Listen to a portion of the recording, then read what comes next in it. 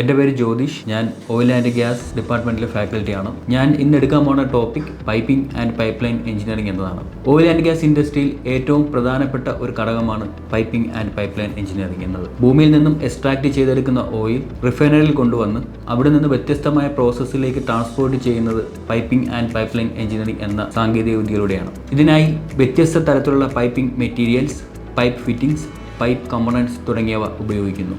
വ്യത്യസ്ത തരത്തിലുള്ള piping materials ഉപയോഗിച്ചാണ് പൈപ്പ് നിർമ്മിക്കുന്നത്. പ്രധാനമായും ferrous and non ferrous materials. അതുപോലെ തന്നെയാണ് pipe fittings, elbows, tees, coupling, union തുടങ്ങിയ വ്യത്യസ്ത തരത്തിലുള്ള പൈപ്പ് ഫിറ്റിംഗ്സ് ഇതിനായി നമ്മൾ ഉപയോഗിക്കുന്നു. അതുപോലെ തന്നെയാണ് special piping components, strainer, bellows തുടങ്ങിയ വസ്തുക്കളും ഇതിനായി നമ്മൾ ഉപയോഗിക്കുന്നു. കേവലം ഓയിൽ ആൻഡ് ഗ്യാസ് ഇൻഡസ്ട്രിയിൽ മാത്രമായി ഒതുങ്ങി നിൽക്കുന്ന ഒന്നല്ല piping and pipe line engineering എന്നത്. നമ്മൾ ഇന്ന് ഏത് ഇൻഡസ്ട്രി എടുത്താലും ഏത് പ്ലാന്റ് എടുത്താലും അവിടെ എല്ലാം പ്രധാനപ്പെട്ട ഒരു പങ്കുവഹിക്കുന്നത് piping and pipe line engineering എന്നതാണ്. ഉദാഹരണത്തിനായി ഫാർമസ്യൂട്ടിക്കൽ ഇൻഡസ്ട്രീസ്, നമുക്ക് ആവശ്യമായ മെഡിസിൻസ് നിർമ്മിക്കുന്ന പ്ലാന്റുകൾ, മെഡിസിൻ നിർമ്മിക്കുന്നതിന് വേണ്ടിയുള്ള റോ മെറ്റീരിയൽസ് അതായത് സോൾവെന്റ്സ്, കെമിക്കൽസ് തുടങ്ങിയവ ട്രാൻസ്പോർട്ട് ചെയ്യുന്നതിന് വേണ്ടി piping and pipe line engineering എന്ന സാങ്കേതിക വിദ്യയാണ് ഉപയോഗിക്കുന്നത്. അതുപോലെ തന്നെ ശുദ്ധജല നിർമ്മാണത്തിന് വേണ്ടിയും piping and pipe line engineering ഒരു പ്രധാന പങ്ക് വഹിക്കുന്നുണ്ട്.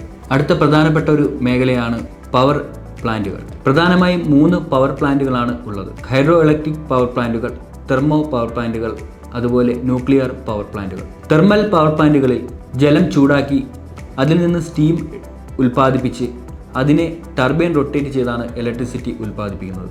ഹൈ പ്രഷറിലുള്ള സ്റ്റീമിനെ നിയന്ത്രിച്ച് ടർബൈൻ റൊട്ടേറ്റ് ചെയ്യുക എന്നത് ശ്രമകരമായ ഒരു ജോലി തന്നെയാണ്. അവിടെ അതിനെ ഈസിയാക്കി നമുക്ക് സഹായിക്കുന്നത് piping and pipe line engineering എന്ന ടെക്നോളജിയിലൂടെയാണ്. അതുപോലെ തന്നെയാണ് ഹൈഡ്രോ ഇലക്ട്രിക് പവർ പ്ലാന്റുകൾ.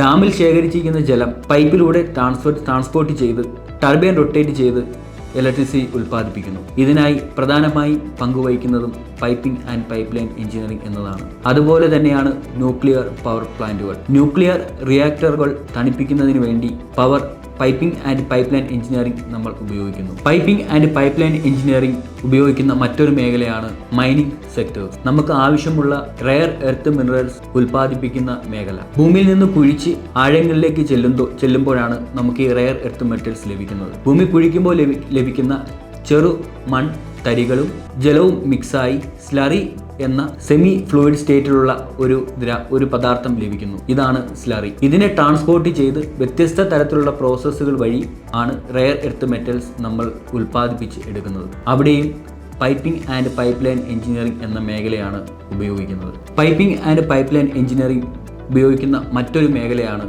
ഡീസാലിനേഷൻ പ്ലാന്റുകൾ. ജലം ലഭിക്കാത്ത സ്ഥലങ്ങളിൽ കടലിൽ നിന്നുള്ള ഉപ്പ് ജലം ശേഖരിച്ച് അതിനെ ശുദ്ധീകരിച്ച് ശുദ്ധജലം ആക്കി മാറ്റുന്നതാണ് ഡീസാലിനേഷൻ പ്ലാന്റുകൾ. അവിടെയും piping and pipe line engineering എന്ന സാങ്കേതിക വിദ്യയാണ് ഉപയോഗിക്കുന്നത്. ഇത്രയും പറഞ്ഞതിലൂടെ നിങ്ങൾക്ക് ഒരു കാര്യം മനസ്സിലായിട്ടുണ്ടാവും: piping and pipe line engineering ഇല്ലാതെ ഒരു ഇൻഡസ്ട്രിയും ഒരു പ്ലാന്റുകൾക്കും നിലനിൽപ്പില്ല.